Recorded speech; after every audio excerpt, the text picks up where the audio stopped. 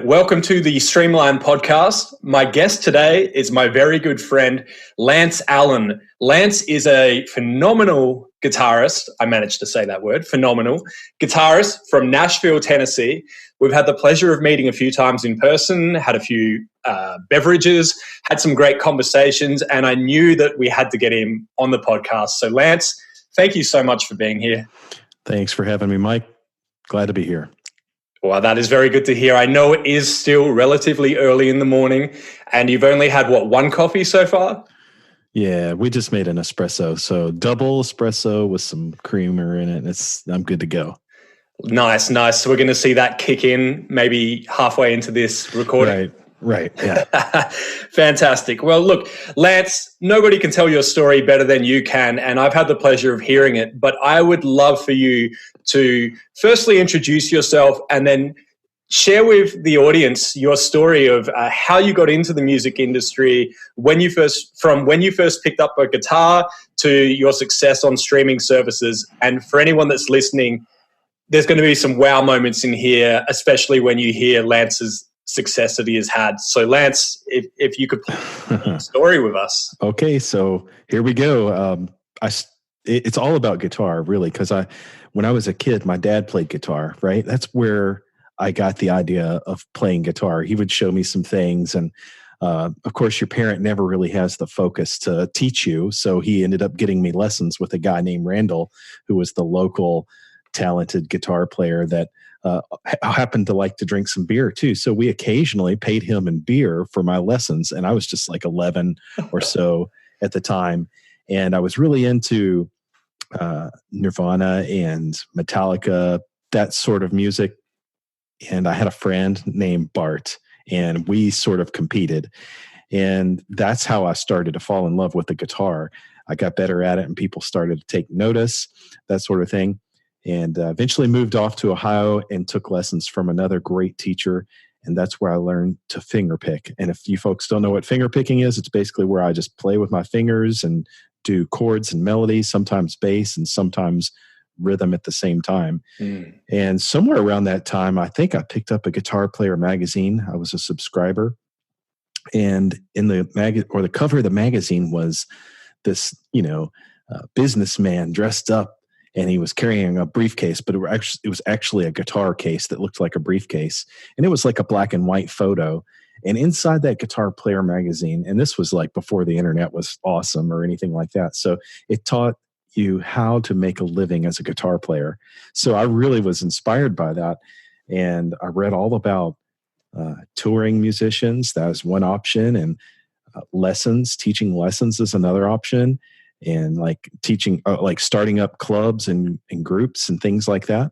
So I eventually started teaching lessons. And right in high school, I think I had a student learning guitar, a girl student, of course, because I was like, got to get the girlfriend or whatever. So it was fun. And I was involved in church and played in a worship band and that sort of thing. So I taught a couple of kids how to play regular chords. And in college, I had a couple of students. I went to Eastern Kentucky University. And believe it or not, when you get out of high school, your parents, they want you to get a degree in something that like might make you money down the road, right? They're like, go to school and get your environmental health science degree so you can work for OSHA or whatever. So that's why I went to Eastern Kentucky University. And after 2 years there, I heard about this program at Middle Tennessee State University where I could learn how to record music. And I thought, wow, that is my environment. I actually, out of high school, wanted to go to Berkeley, but that was really expensive and EKU was a good option for me.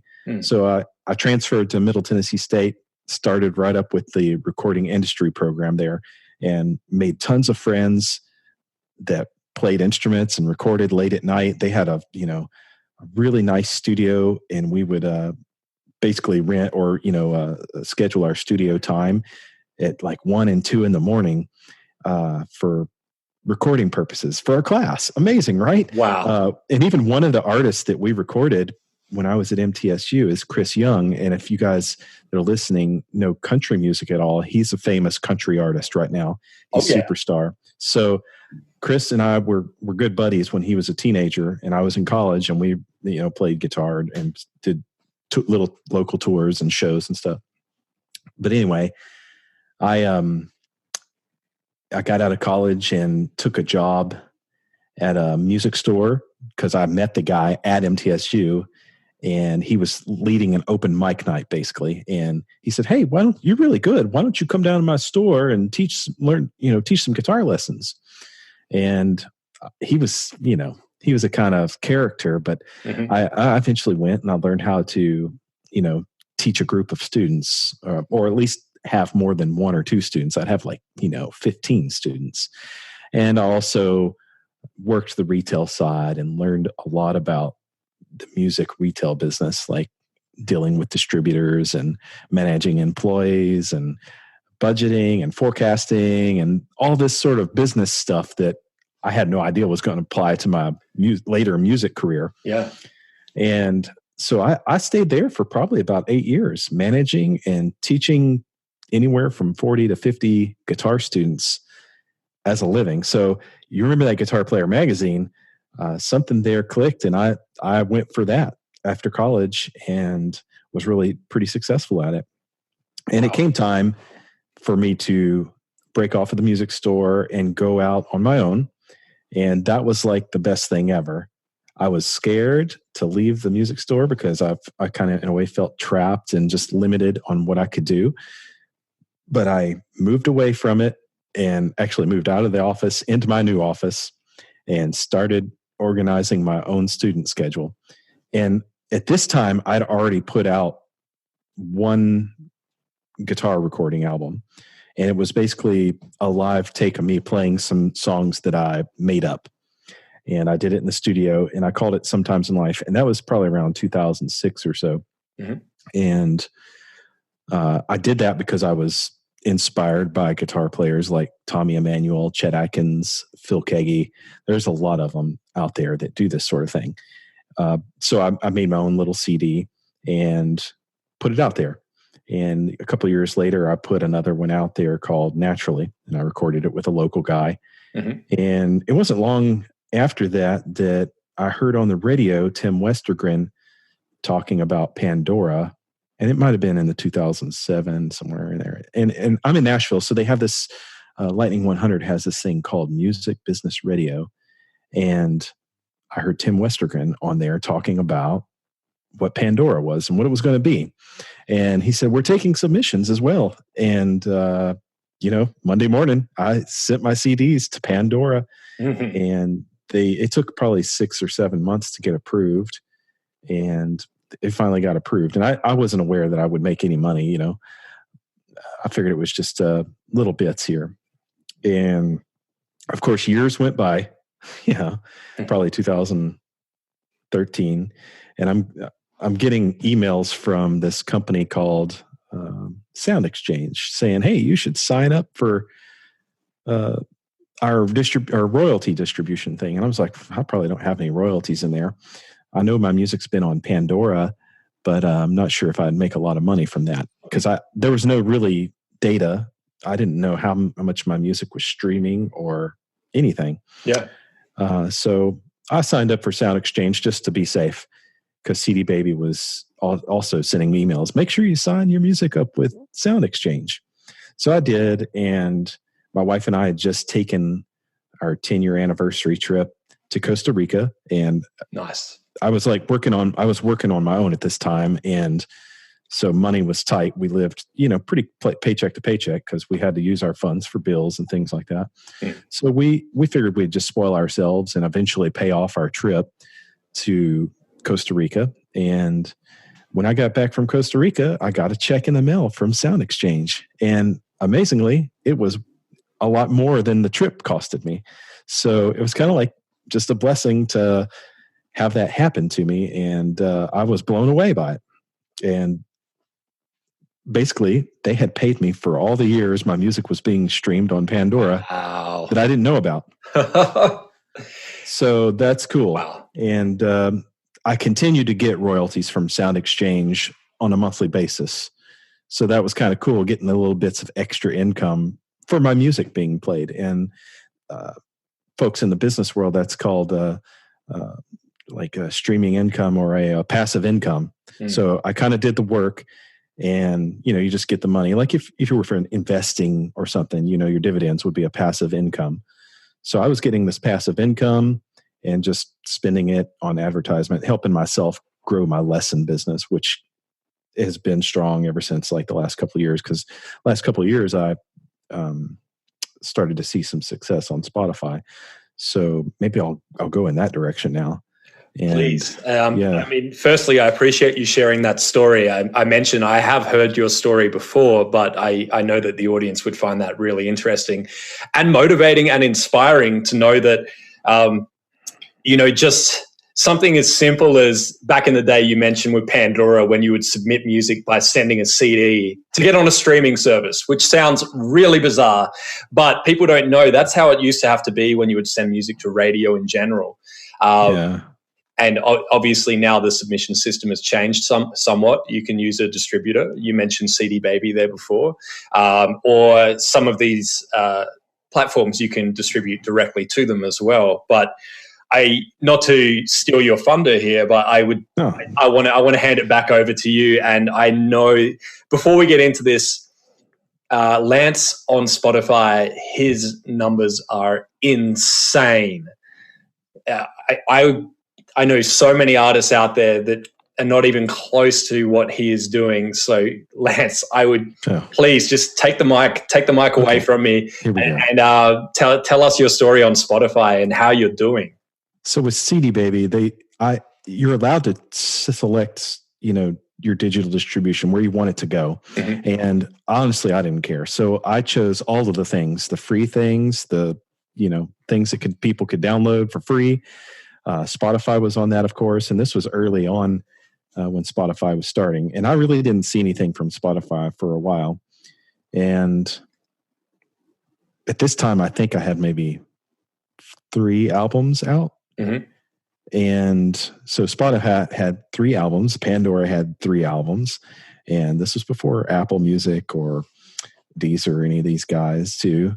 But I actually made sure to get all of my music in all the places, free or paid, YouTube, all of them. And maybe in 2015, somewhere there. I don't know the dates. Doesn't matter to anybody. But I was teaching an online guitar lesson, Skype guitar lesson with one of my students. And he said, hey, one of your songs is playing on this popular Spotify playlist. And I wasn't even using Spotify. I hadn't. No idea. I thought Spotify.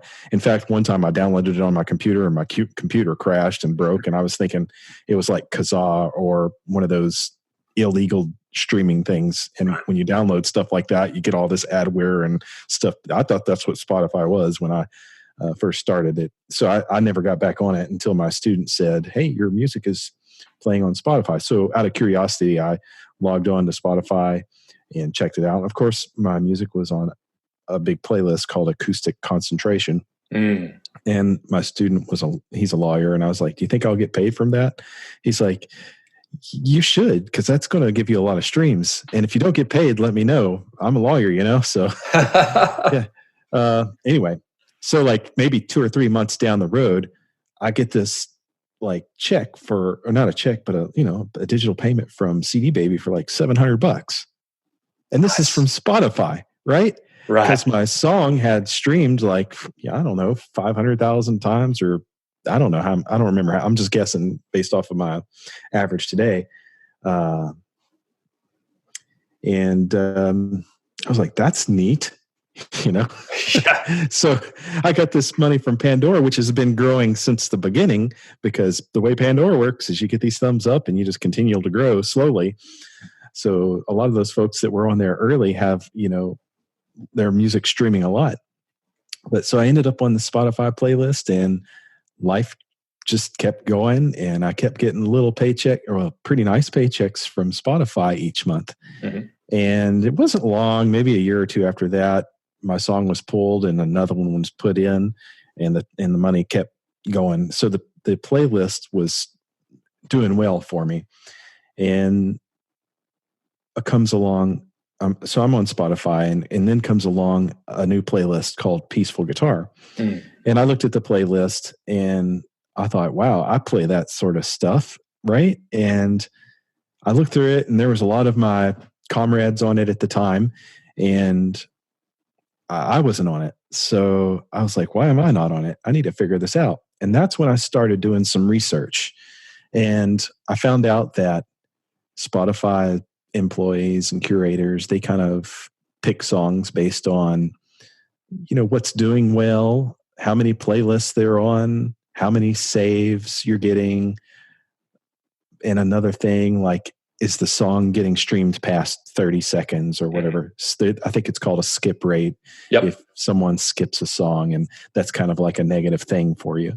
And in my world, instrumental music, it's sort of in people's background. So a lot of times I would imagine like somebody skipping a song because it sounds terrible on the guitar. But I can imagine like in the R&B world, if something doesn't have a groove or a nice little hook to it, they might skip that, right? Yeah, definitely. So, and I just want to jump in there for those people. When Lance mentions skip rates, yes, that is part of it. The other thing is, if your song plays for more than 30 seconds, that counts as a stream. So if somebody listens to your song for 31 seconds or 50 seconds or a minute, that counts as a stream, regardless of if they listen to the rest of the track. But if somebody listens to your song for 15 seconds, you're not getting paid for that because that's not counting as a stream.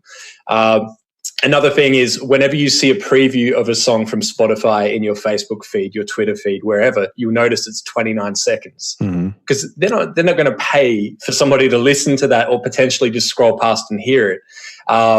They're hoping that you'll go there and actually listen to the song in its entirety. Well, so during my research, I was like, I'm going to start promoting myself on Spotify. And really, I hadn't Googled much. This is just in the initial stages. So I was on Instagram, and basically I'm just posting screenshots of my Spotify page saying, hey, if there's anybody out there that might be interested in listening to my music, follow me on Spotify. And I'd use as many hashtags as I could. I think you can do up to 30. And this guy, I had several people reach out to me like that said, pay for streams. And I was a little leery of that. But one guy reached out to me and he said, hey, you should buy my book. And it was this guy named George Goodrich. And he had this book called The Slotify Method. And I was like, okay, is it really that good? Am I going to learn anything from that? Because CD Baby at the time had put out a very similar PDF, which I got for free from their website. And a lot of the information from the CD pamphlet or CD Baby pamphlet was similar to what George had wrote in his book. But George is like, I'll just give you the book. Tell me what you think. So he gave me the book and I read through it and I was like, okay, I'm going to try a few of these things. And basically what the book and the CD Baby pamphlet was telling you is you need to get on a lot of independent playlists. And for those of you that don't know Spotify too well, there's several different kinds of playlists. You have the independent playlist, which is like you and me create a playlist of music. And then there's the Spotify editorial playlist, which those are the dreamy playlists you want to eventually get on. And I think there's another one that's like a record label sort of thing, or maybe a brand. Yeah. So those are hard to get on unless you're like on a record label, I would imagine, or associated with a brand. And so I started searching on Spotify all these different playlists related to guitar music, literally hundreds of thousands of them. Some of them with one follower, some of them with 40,000, some of them with a few followers. And what I did is I would find the playlists on Spotify and see who created the playlist. If they had a name, a lot of people don't have names on Spotify, they're just usernames. And I would look that person up on Facebook. That was probably my first place to go because a lot of people would sign into Spotify using Facebook, and their profile picture would show up and you could match the profile picture to the Spotify profile picture. Yep. And basically I would friend them and introduce myself and say, hey, I'm Lance Allen. I'm a musician and I found you on Spotify and I'd love for you to hear my music. Because I see that you are interested in this kind of music. And that's it. I would just send them a link, and I always introduced myself, and I always told them why I'm reaching out to them. Because, on Facebook, you get all these creepy people like, nowadays it's a bunch, so you got to be careful on Facebook how you communicate with people, because people don't really want to be bothered, I guess. But if you go with a purpose, then, that's good. So I did this for like an hour each day for probably 6 or 8 weeks. So I was able to reach out to probably about 1,000 people, and some of them responded and some of them have yet to respond. And I just, I kept consistent with it. Every once in a while, I'll go back to those messages, because you can search on Facebook. I made sure to type in playlist in every one of my messages, and I can search that keyword. And nowadays it's crazy. I've got all kinds of stuff that wouldn't relate to that. But at the time I would go back and search and just like hit the little thumbs up button, because sometimes people will only get messages when they're online, and they might see it when they're online. And I got on some pretty good playlists at that point. And one of them was a reading playlist. And I just thought of all these different, things that my music could go into. One of them would have been sleep. And the other one was like concentration, or like I even looked up people like keywords in the Spotify search thing called sad songs. Mm-hmm. And I found lots of playlists that I could potentially be on sad songs with some of my slower, minor sort of songs.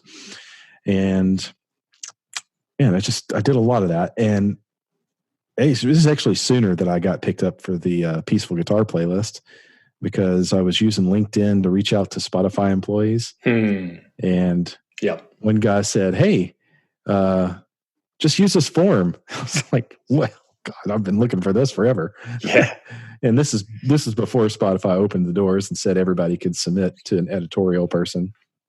And I got the form, and I always would send him an email like, "Hey, here's, my new release," or whatever. I started doing singles on Spotify when I figured out that, let's see, I wanted to be on a playlist called Instrumental Pop.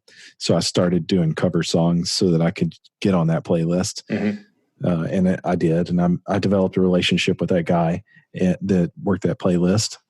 And we actually met up once and had coffee and did something just like this. We just talked about our lives and that sort of thing. And, we never forgot that. So I get on his playlist all the time now. And let's see, where was I was talking about? Okay, so oh man, get me straight. That's okay. If you want, why don't you take a sip of that coffee that's probably sitting there, and let me just sort of add in a few pieces there. So it's all gone. Oh, that's okay. So you mentioned obviously George Goodrich and his book. I have to admit that book is actually one of the first pieces that I read. I was already pretty deeply involved in playlisting personally, but I was always hungry for more information. So shout out to George Goodrich and his book as well. I believe it's got a longer title now. But if you search for George Goodrich on Amazon, all of those stores, it is there. More importantly, go to Lance Allen's website and click his link because he's the man that shouted out that book. And that's okay. I also in all that research, I found your book as well, and yours was at the time had some more information about using social media, and that was really good. Now I know I've got a little section there now in your book, a nice little update. You've been immortalized in the book.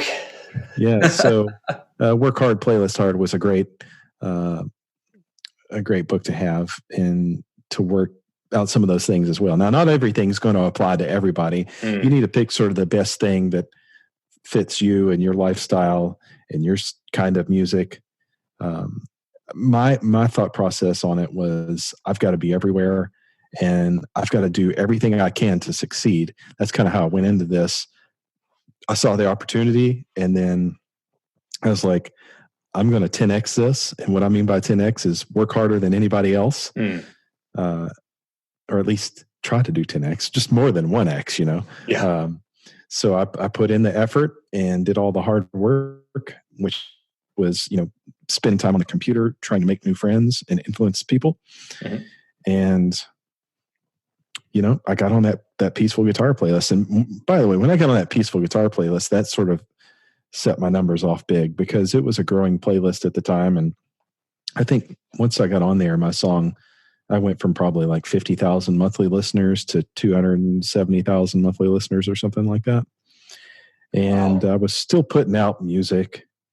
Actually, this is a funny story. The second one that I got on Peaceful Guitar. Here we go. This will be good.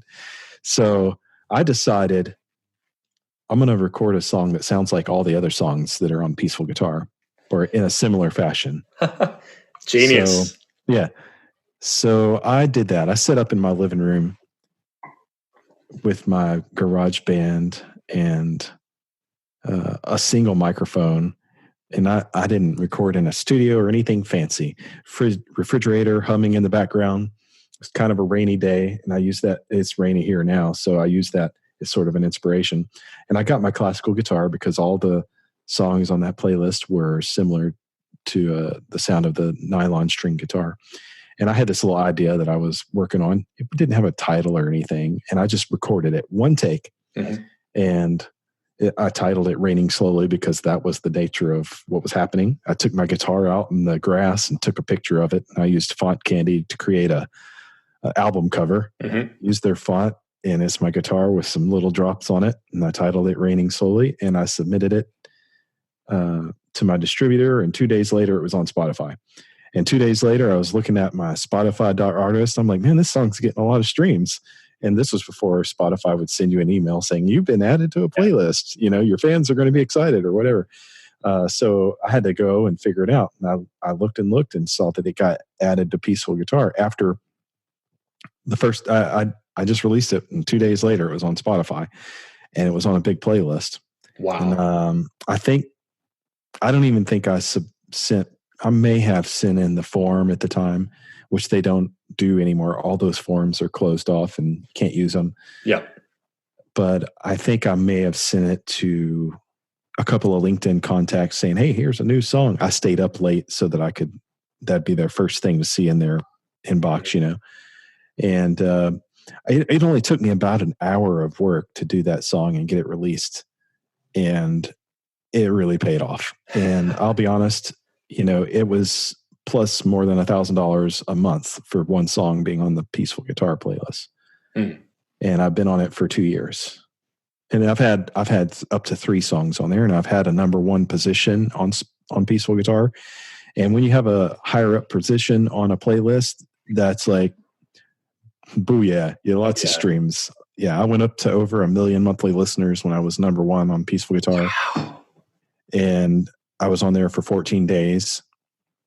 And that was nice. And now I'm trying to do the same thing. I've got other songs that are Peaceful Guitar ready. I even also did an album of piano music so that I could target peaceful piano. And I've been working and collaborating with other artists. I've got a singer that I've worked with named Ryan Fine, and he's great. And we went in and did these unique cover songs, and we've been releasing those as singles because now you can submit to Spotify with singles. So what's the point of doing an album unless the album is like a part of a story, basically? And so we've been doing singles and trying to get on, you know, big playlists. Who knows?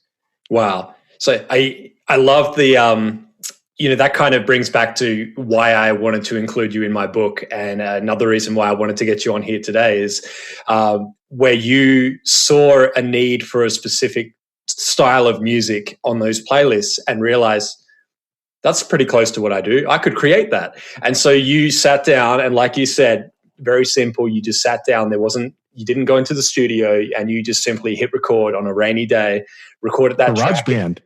Yeah, GarageBand, free program on my computer that was about to die. Well, I'm glad it didn't. And as you said, in 1 hour, that was it. You put it up, and you've got that ongoing revenue from that song being in those playlists. And you mentioned, correct me if I'm wrong, at one point you peaked at 1 million monthly listeners. Yeah, that was January last year. Wow. I was on Peaceful Guitar, number 1 spot for 14 days, I think. Wow. And, you know, for those people listening right now, 1 million monthly listeners is not just 1 million streams. That's 1 million unique people that have listened to at least one song from Lance. So the number of streams would actually be higher than the number of monthly listeners, because there's That's right. people who would potentially listen to 5, 6 or more of your songs on various playlists, especially if they're going to Peaceful Guitar as their go-to playlist a few times a week. So that's unbelievable, man. Yeah, actually, I keep track. I go to Spotify Artist all the time. Like I check it, like I wake up and that's the first thing I check. Wow. And at the time, I think when that one was on, I almost got to 3 million streams. Wow. In a month. And now I'm getting close to that now with all my catalog. And go back to George for a second. He did a blog post about me being a guitar slinging dad and why I have more streams than anybody else or whatever. And it talked about me and how I worked, basically my story. But in that story, I said something to the fact that I would need about 60 million streams to pay off my house. Yeah. So that was sort of a goal that I set, and I wrote it down, and it's on a little, sheet of paper hanging up in my office. And I look at it every day when I'm in there, and I see that goal every time. And it just reminds me that I wanted to do that. And I'm really close to 60 million streams now total, just on Spotify. And I'm not like paying my house off. I actually, and reinvesting in myself, but I am putting more into the mortgage. I'm paying my mortgage payment with all the revenue from Spotify. We're not talking about Amazon or Apple. Those guys also are a part of the whole passive income stream for me, but Spotify is kind of the winner at this point for me. And so it's taking care of my family right now. And last year we needed a new car, so it was no problem to go out and just buy a new car. That's amazing. Yeah. What an amazing story. And just, for people out there who go, oh, my music's too unique, I only have a niche market. That's actually a blessing, I believe, in a way, because there's not that many guitarists out there who are doing what you do, actively promoting themselves and, to quote what you said with George, slotifying, and actually putting that time in to promote their music. And, that's the best way to actually get it in front of these curators, because they may love your music if they ever hear it. So put it in front of them, send it to them, slide into their DMs, do whatever you do, because, you're a prime example that works.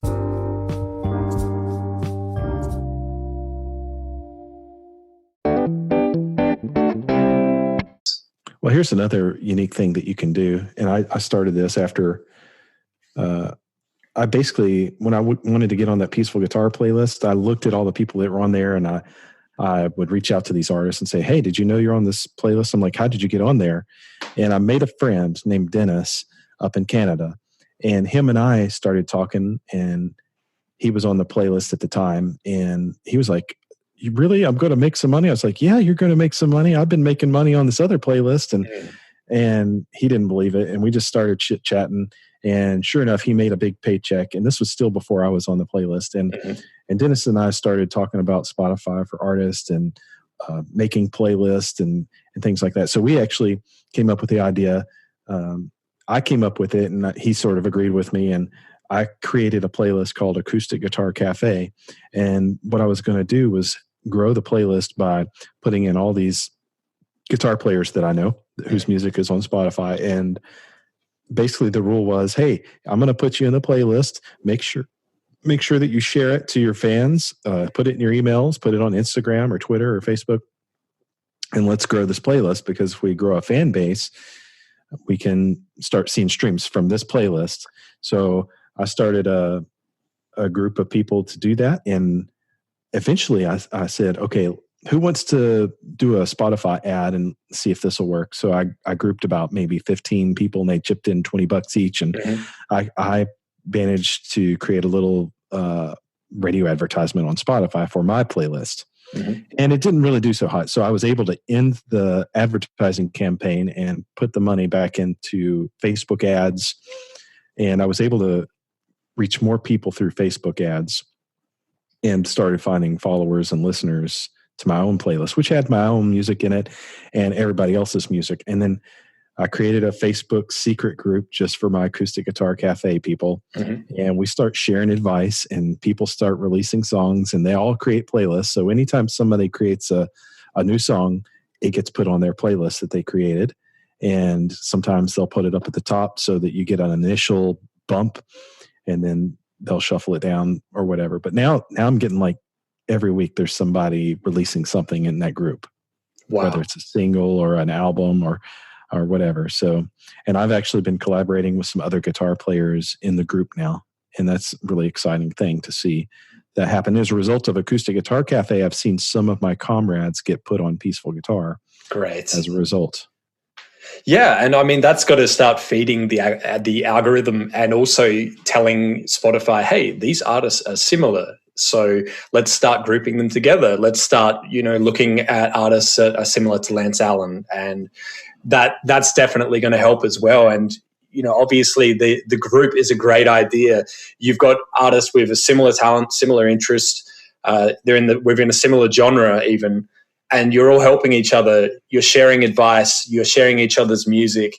And that playlist, I mean, it's a really well curated playlist as well. It's not just a mash of anyone that that's released music. It's curated properly with the intention that people are going to enjoy listening, and they're going to discover new music, and they're going to keep listening to it, which is really important. Good curation is key in a playlist, especially if you're going to put money in advertising it. You want to keep people hooked on there and listening the entire time.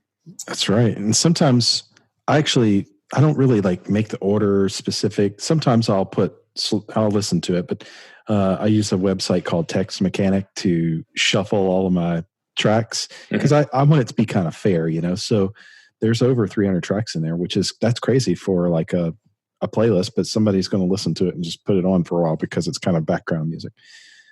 If you look at Spotify playlists, they're like the pop ones and ones with songs like that people sing, there's usually 50 to 70 tracks. There's never really more than that. But for the instrumental thing, if it lasts all week, people will hear something different each time. I know in Pandora, I had a friend that had Pandora for his restaurant, and he would play it, and it would eventually start over basically. So with me shuffling the music, it kind of is interesting. It's not the same thing every time. And I get new artists, requesting to be in there. In fact, some people send me tracks that don't even match. They even tell me, I listened to your playlist and I'd like to be included. And they didn't listen to it because it clearly says that it's instrumental acoustic guitar.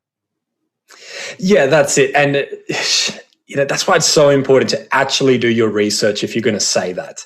Don't just go, I listened to your playlist, my music's a perfect fit, and then send a dubstep track to Lance, because he's probably not going to listen to anything else you ever send him, even if you do decide in the future to release an acoustic guitar cover of a dubstep track or something like that. So just, copy and paste. Yeah, sure. You may do that for the majority of the email or the message you're sending, but at least just click play on that playlist and listen to it first, because you could be wasting your time and you could be wasting that curator's time, and it's not going to get you anywhere. And then you could move on to the next one where you find a playlist that is a great fit, and you can send an email that's a little more personalized because you've got that little bit of extra time, and you're going to find better results by actually matching up curators that have playlists that actually fit your music.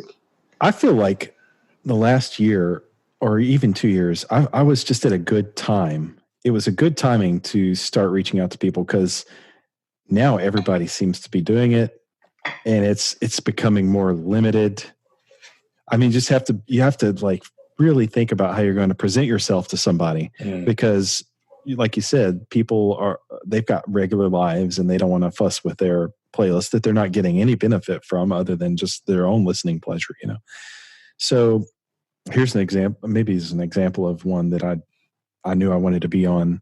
I'll give a couple examples here, because I wanted to do anything possible to get on some playlist within reason. I wasn't going to do crazy things, but one lady I wanted to reach out to wasn't responding to my messages on Facebook. So I actually did something crazy and I reached out to her husband. Yeah. Right. Wow. Yeah. It's a very ballsy move. And you know what? He listened to my music and liked it and told her about it. And then she finally messaged me and said, "Hey, Lance, thank you for sharing your music with me. I've added it to my playlist, now I've become friends with this lady, and we chat every once in a while, and she's watched my Spotify career grow. So that was really interesting. Now, I wouldn't suggest that for everybody. You really have to take. I didn't just email him and say, "Hey, I'm trying to get in touch with your wife" or whatever. Lance, I have to ask, how did that approach look? How did you do that without being creepy and without getting cussed out by this guy or worse? Oh God. Thinking back, I was probably like, it was very general because I didn't want to cause any harm or anything, And honestly, I wouldn't recommend anybody do it. But if you do something like that, just say, "Hey, I'm Lance on Spotify." Or, "Hey, put your name in there, not my name." Well, if you want to put my name in there, make sure you put my link in there too. But just reach out and be kind. Okay. Don't be creepy. Say, "Hey, I'm a musician on Spotify. I'd like to share my music with you. If you're interested." And then that might open up a doorway. Mm-hmm. And that's exactly what happened for me. And I did some things that probably would be considered not unethical, but just not right on Facebook terms, So like one of them that I wanted to get on was a sad songs playlist. And I went to this lady's page and she wouldn't respond to messages or anything. So I saw she had an open comment thread, she could comment on any of her pictures without being connected to her. Her fault, not mine. Okay. So I scrolled through and I found something related to Spotify. Mm-hmm. Right? I didn't want to just comment on a picture of her with a puppy or whatever, and say, "Hey, I'm Lance, check out my music." So I found a Spotify post, and that was my opportunity to suggest my music. Great. And she got on to me and said that I was, whatever. She'll never. Well, so I went out of my way to try and reach out to this person. And, okay. But so, move on from those situations. And anyway, so that may have been a little weird. Don't comment on people's Facebook posts. Unless you never know, right? I say go for it if you do it in a kind, presentable way. Look, if you had one mutual friend and you asked that mutual friend, that would be another way, of course. But yeah, I can. I mean, look, I admire your hustle and your determination, and I don't do that often, by the way. No, of course. And you know what? Like you said, you're not saying that people should go and try this, but at the same time, she could have responded positively and, or perhaps didn't respond at all. And then a few weeks later, you appeared in Peaceful Guitar or, in a playlist, and she going, I remember that guy. You know what? This is pretty good. Maybe I'll write back to him. And you mentioned with all those DMs that you sent where people haven't responded, it's funny. Because obviously my background, we're not talking about my story, but releasing music as well. I have messages from, let's say, 2012 that I sent to people where I sent them a track and no response, which happens. DMs don't always actually get read by people. And, now recently they've been hitting me up. "Hey, man, I've got a new track out. Would you consider it for your playlist?" And then they've actually seen the previous message from... That's funny. 7 years ago where I sent them my track and they didn't respond. And, it's funny. I mean, I don't take any offense to it. I know that I'm terrible with messages and emails. I try my best, but it's hard. And so it's funny. There's that reminder there that this person tried to reach me X amount of years ago and I didn't respond. So maybe I should actually make the effort to respond now because I really want to connect with them. So I never hold grudges about anything in this industry. And, especially DMs, you don't know, you could have reached someone at a really bad time. You could have had a really bad approach at that time and you didn't realize. Yeah. So I would suggest for anybody that's going to communicate with people to read that book, How to Make Friends and Influence People. There's a lot of really great techniques in that. And that's what you want to do. You want to be able to communicate in a friendly way because you're selling yourself. Yes. You're selling your music, which is part of you, and you're selling yourself. So you want to make sure that you're presenting yourself in the best way possible without a door being slammed in your face. And that's how, a lot of times I got endorsement deals with guitar brands. And I've done work like that too, since on the other side of my business, the music performing and doing clinics for the Takamine guitar brand and various other brands. But you want to make sure, you develop good relationships with people. And one of these playlisters I developed a good relationship with, and now I'm teaching them guitar lessons. And I just said, hey, man, I'm on this playlist and I'm making this much money probably from your playlist. I'm getting this many streams. I'll give you free guitar lessons as a gratitude toward you. And we've become pretty good friends as a result of that. And every time I release a song, guess what? Boom, on the top of his playlist. Yeah. And, he takes care of me and I take care of him by making him laugh and teaching him guitar. And I know his family and everything's going good. It's kind of cool. Yeah, that's it. And, it is important. You have to remember that it's not a robot at the other end that you're reaching out to. It's a real person. And if they like you, it doesn't mean that they want to be your friend or they think you're the best person, anything like that. But basically, if they like you, they're okay to hear from you. And over time, that will grow and develop. So, I mean, like you said, you've had these relationships or call them friendships. Perhaps is a better term. You've developed these friendships over time where you just reached out and you were this nice, polite guy with a really cool beard and you had a guitar in your picture and they knew what you're all about very quickly. And then over time you got talking and they realized that there's more to you than that. You're a family guy. You love coffee. You know how to play yo-yo. You had to do yo-yo tricks, and, all of this cool stuff. And then they go, you know what? I can't wait to hear from Lance again. And then the last thing that you have to do is just send them that track, which that's, you don't even have to ask when it gets to that point with people. They're following you. They're going to see it in their release radar, and they're going to go, "Oh, Lance, yeah, that's an amazing thing now. Release radar, that. Yeah. I got to tell a quick story. Well, one thing, be persistent with your stuff too. Always don't give up just because nobody's responding to you. You have to be persistent and pursue it with passion. Just keep going, because it took time, to get up to where I'm at. And I really have higher goals in mind. So I'd like to be double what I'm doing now. And that's kind of where I'm set at now. And having goals and being persistent with it is very important. So I've lost my train of thought.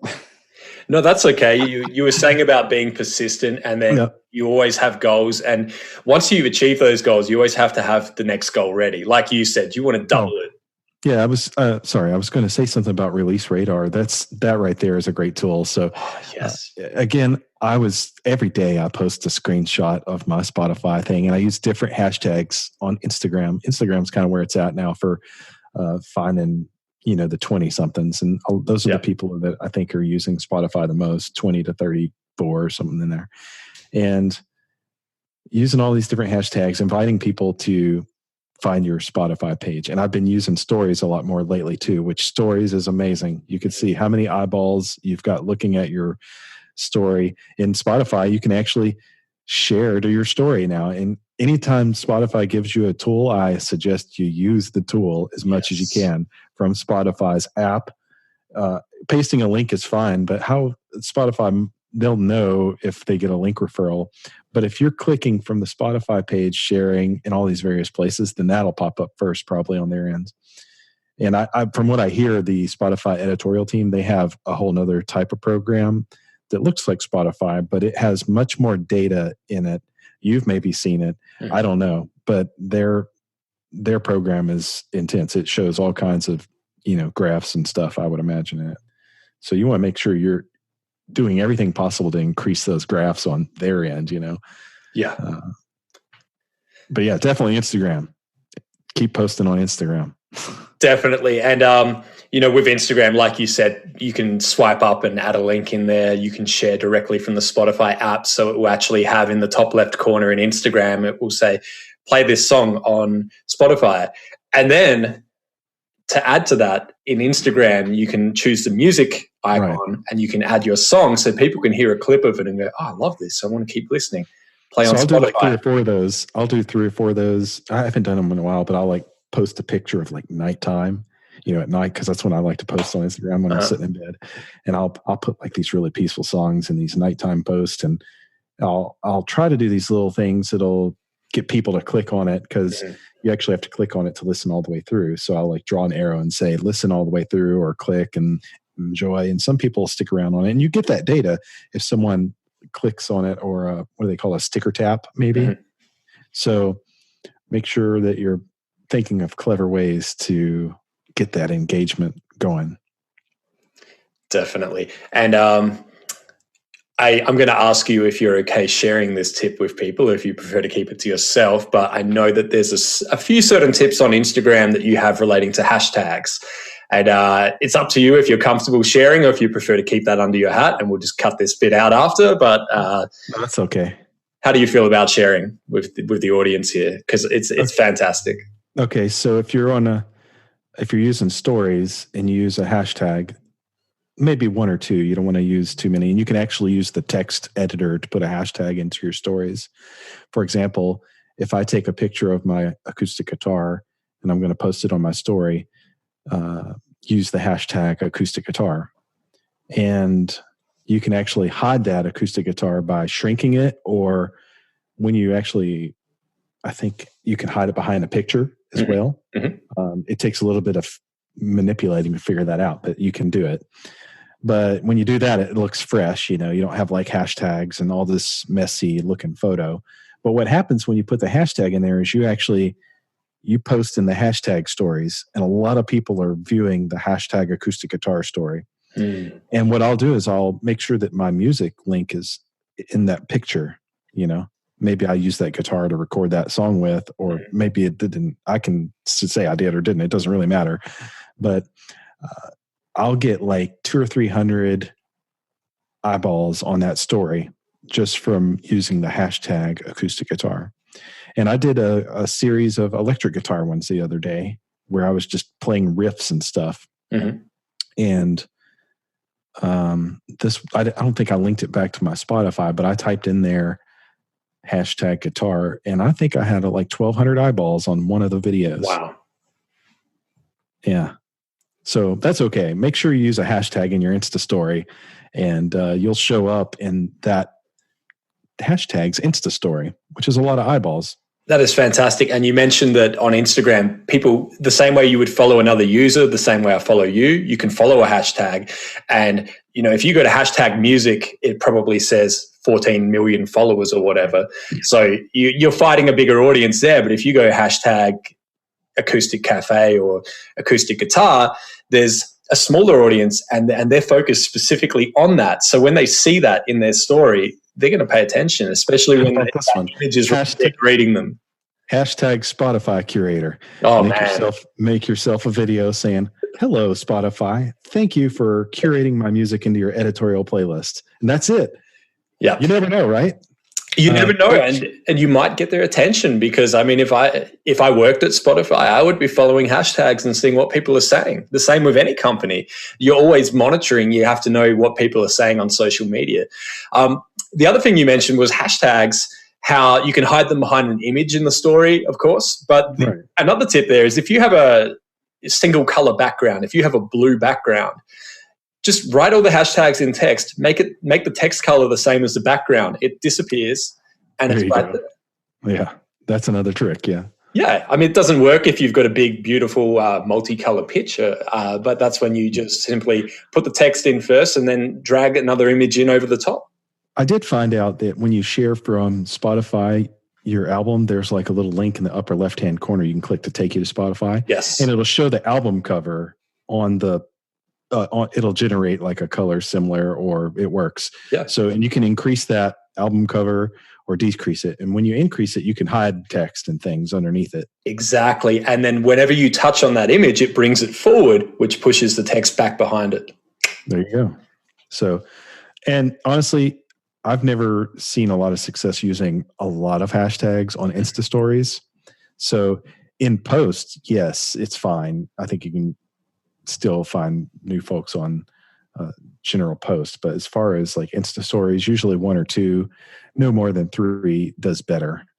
Yeah. And also make sure you always tag a location. I mean, don't tag where you live, don't tag your house, but tag the city that you're in at that time, or tag, Right. if you went to a coffee shop nearby that day, tag that general area, because what happens is people actually follow locations on Instagram as well. So I didn't know that, so I'm going to do that next time. So to give you an idea, last time I went to Nashville last year, the CD Baby DIY Con, of course, I followed all the CD Baby stories and hashtags. I also followed the Nashville hashtag. And so I got to see all of these posts of different events that were happening around Nashville that day. And I'd see people at these cool spots and I'd go, I want to go check that out. I just saw it in my story. That looks great. And so by doing that, by adding Nashville as a location for yourself, you're going to potentially find a whole new audience that's local that, may come and see you if you're doing a seminar, if you're doing a performance, whatever it is. Yeah. By the way, I did a nice little thing there at their CD Baby conference, and you can actually view that on Facebook. And I got the opportunity to do this, and I thought it would be cool to have the most views. So I boosted that video, and it got the most views. And again, hopefully leading people back to, I'm going to go check out Lance. Oh, his music is pretty good. I'm going to listen. My kids will like this or whatever. Yeah. So who knows? I thought that was kind of clever, and also I use YouTube a lot too. Mm-hmm. So my YouTube channel is Guitar Lancer, and it's a lot of reviews of guitar related stuff or music related stuff. Mm-hmm. And every video, there's a call to action at the end to find my music on your favorite streaming service. And I make sure I link to Spotify and all the info places. And I actually created a web page off of my web page that's like lanceallenmusic.com/Spotify. I did one for Spotify and Pandora and Apple.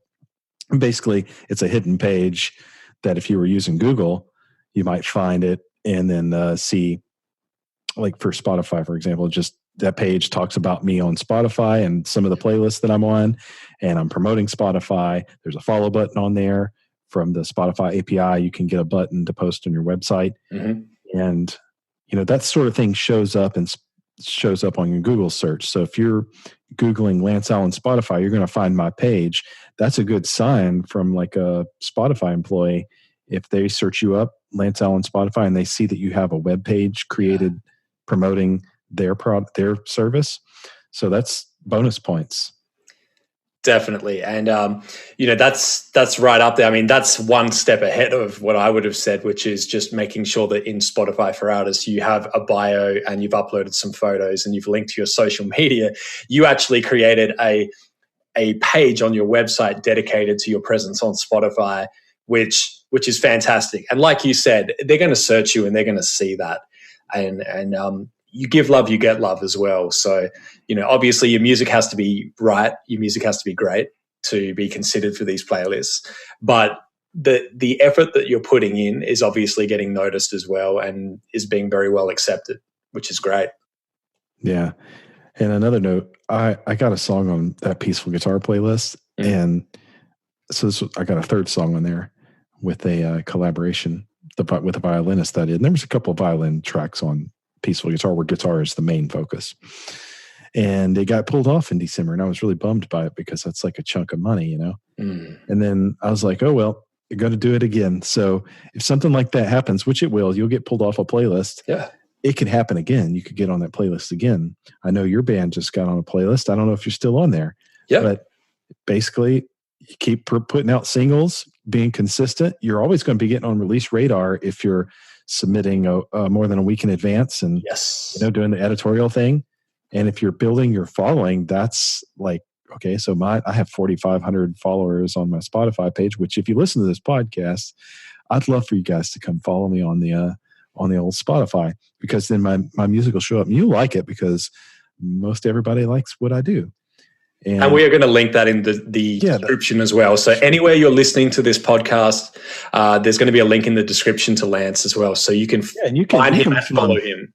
Yeah, listen to any, you can listen on any of the streaming services. Yeah. Spotify is just where it's at for me.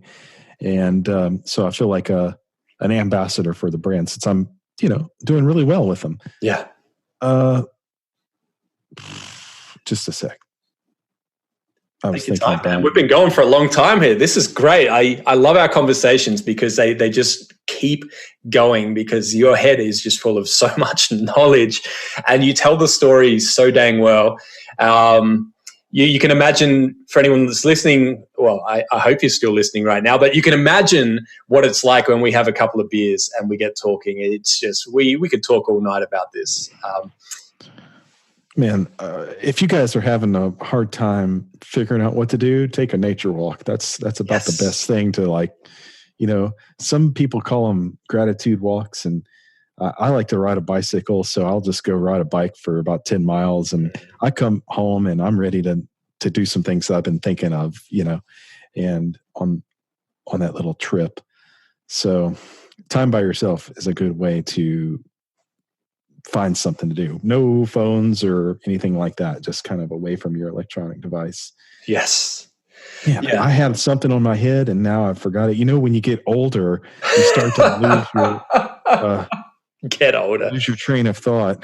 Look, Lance, no matter how old you get, there's always going to be someone that's older than you, and you're going to be a kid to them. So, that's right. You know, I love it. I always figured when I get to this age, I would feel like an old man, but I realized that I'm still a kid to someone else. So you're only as old as you feel. So it's just, but like you said, you know, while you're trying to figure out what you're going to say there, going for a walk is so important. When you're sitting there and you just get writer's block, or you've been extra creative, or you've been working hard on pitching your music, or slotifying once again. That's become a normal term for me. I love that term. You know, once it gets to that point where you're staring at the screen blankly, or you're looking at all these tabs you have open, that's a good time to just close the lid on your laptop or turn off your monitor, turn off your screen, and go for a quick walk. It's amazing what going outside for 5-10 minutes and just a change of scenery will do for you. You come back, you've got fresh ears, you've cleared your head. This is true. It works. It's funny. It does make us sound like old men. Oh, I just need to go for a walk and get some air, and I'll be fine. It's not, you know. It's but it does really help. And so, you know, if you are feeling a bit overwhelmed or a bit stressed out, or you're not quite sure what to do next, go for a quick walk.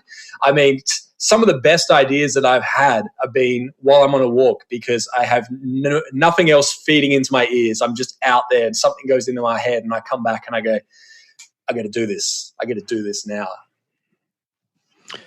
Yeah, man.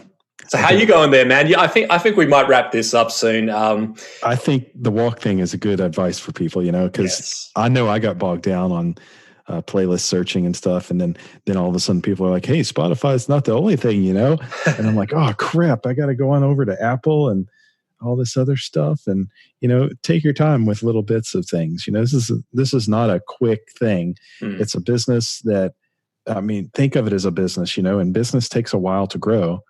You're not going to become an overnight success unless you're really, really hot and sing really well. Yeah. Well, actually, we know you don't have to sing really well. The hot thing, you know, that works for a lot of people. Yeah. But, you know, just keep at it, keep pursuing, keep persistent, and make sure you're passionate about it. And, you know, there you go. That's it. Well, let's wrap this up. Let's finish off. So tell people where they can find you online. I know you've mentioned some of the handles, but let's just tell them one more time, all the places that they can find you online.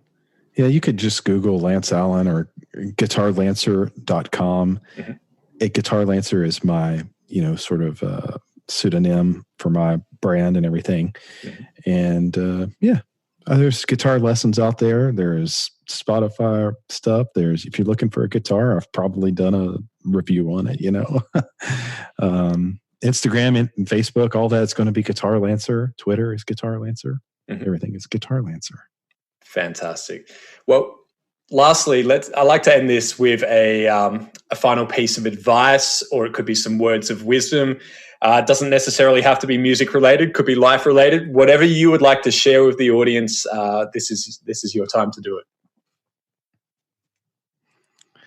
Right. And I put him on the spot. Yeah, that's okay. Like I actually just said it recently. So pursue with passion persistently and set goals, whether you set higher goals sometimes, but make sure you write them down and you see them every day. And that'll help you keep on track with the persisting. So that's the best advice I could give if you're going for something, and put in the effort. Don't just sit around. Definitely. And you are proof that if you put in the effort, you stay persistent, it will happen. So, Lance, I really want to thank you for taking the time. I know we had an extended conversation here, and I'm truly grateful for you to be able to switch off from everything that you're doing to spend some time with me and talk to the audience and everyone that's listening out there. And I encourage everyone that's listening, go and follow Lance online, even if acoustic guitar isn't necessarily your jam. Watching how Lance navigates social media and streaming platforms is going to inspire you, regardless of what genre of music you're putting out. You watch this guy and you're going to learn stuff just by watching him. I mean, I've learned stuff by watching him. That's why I put him in the book. So, oh, shucks. Oh, hey, and I'm going to be 40 this year. So remember, wow. You're not too old to do, if you're like 35 and you're feeling like you're old, or, 30, even if you're 50, I mean, one of the guys that got on the big playlist is in his 50s, maybe 60, right? So, okay, whatever. Yeah, might just retire a bit earlier. Why not? Whatever, it's, but yeah, look, Lance, thank you once again. Thank you so much for being on the podcast. I look forward to catching up with you in Nashville very soon. And I hope you have a fantastic day. We're going to have Frosties, buddy. Excellent. Thank you, my friend, Lance Allen. Thank you.